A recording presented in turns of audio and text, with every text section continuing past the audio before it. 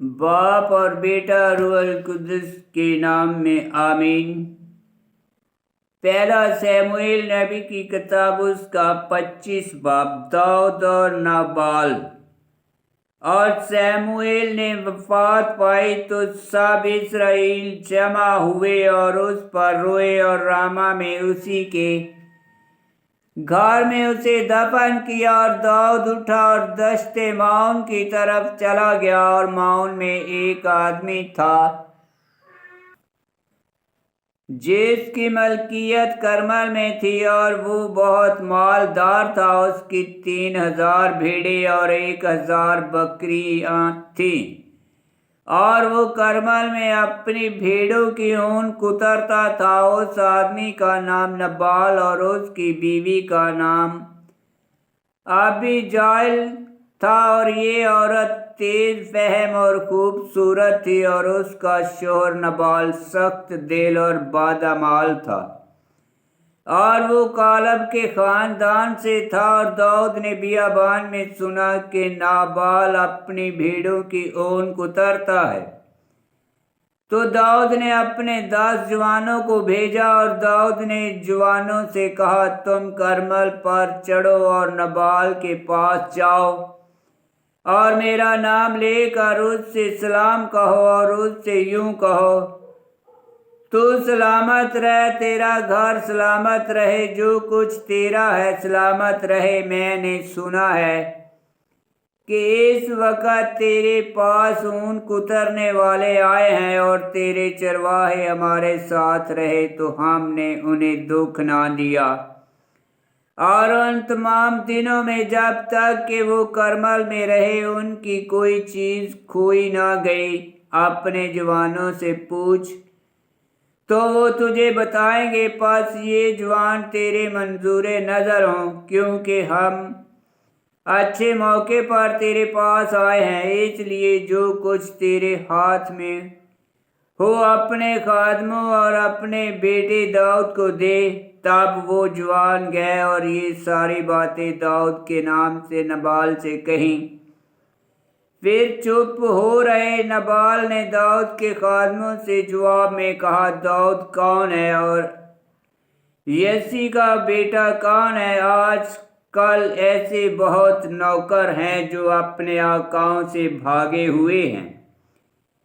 کیا میں اپنی روٹی اور پانی اور ذبیحے جو میں نے اپنے اون کترنے والوں کے لیے ذبح کیے لوں اور ان لوگوں کو دوں جنہیں میں جانتا ہی نہیں کہ کہاں کے ہیں؟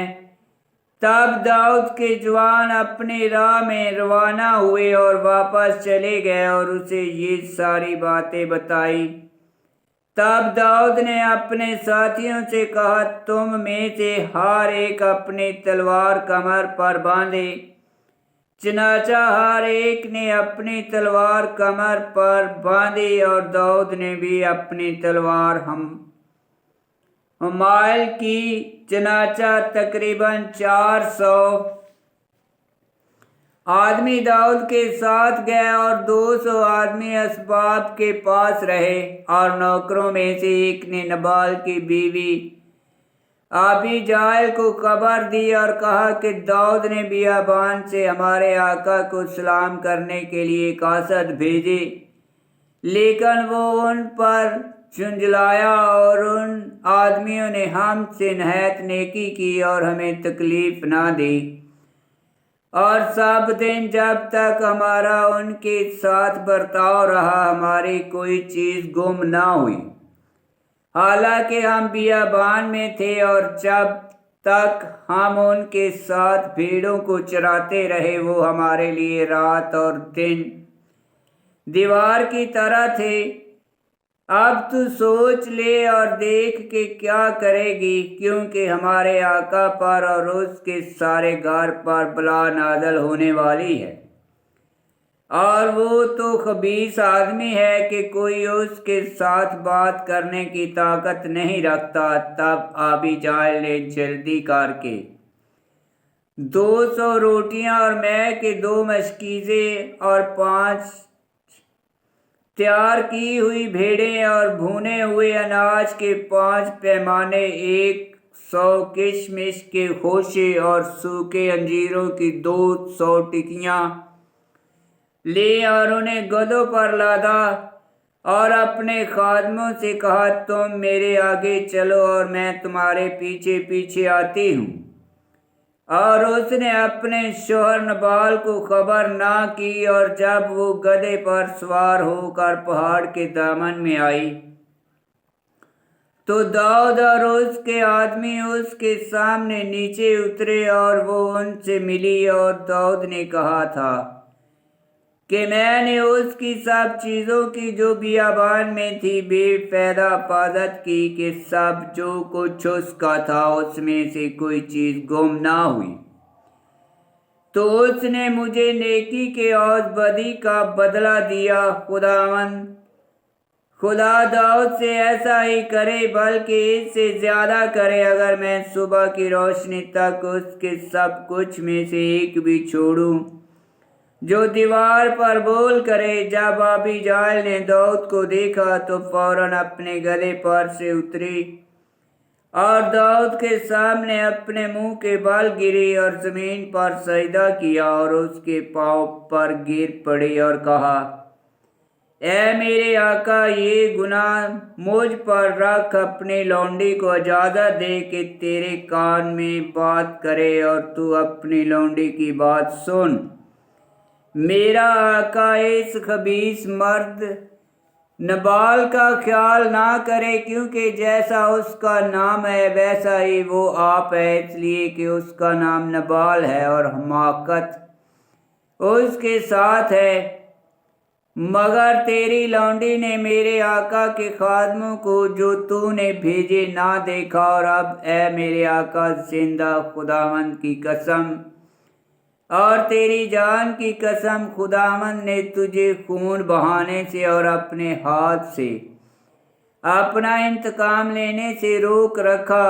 پس تیرے سب دشمن نبال کی طرح ہو، اور وہ سارے بھی جو میرے آقا کے بدخواہ ہیں۔ اب یہ ہدیہ جو تیری لونڈی اپنے آقا کے حضور لائی ہے، ان جانوں کو جو میرے آقا کے پیروں ہیں دیا جائے، اور تو اپنی لونڈی کا گناہ معاف کر، کیونکہ خداوند میرے آقا کے لیے ایک اماندار گھر قائم کرے گا، اس وجہ سے کہ میرا آقا خداوند کی لڑائیاں لڑتا ہے، اور تیرے سارے دنوں میں تجھ میں کوئی بدی نہ پائی گئی۔